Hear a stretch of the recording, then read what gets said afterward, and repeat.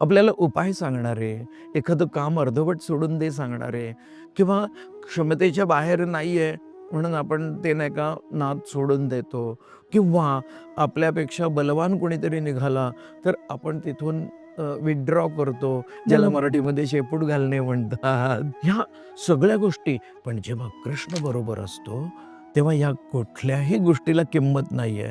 तो फक्त सात्विकतेने कर्म करण्यासाठी धैर्य देतो. म्हणजे धैर्य कुणाकडे असतं?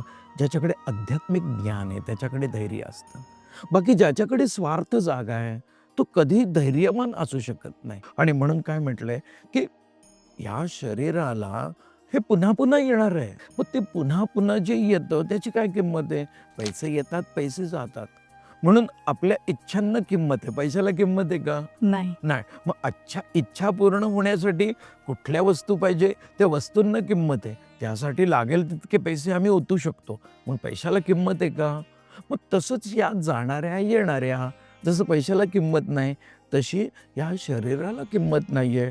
मग ज्ञानी असून तू शोक कसला करतोस? म्हणून पुन्हा म्हटलंय, नानु शोचंती पंडिताः.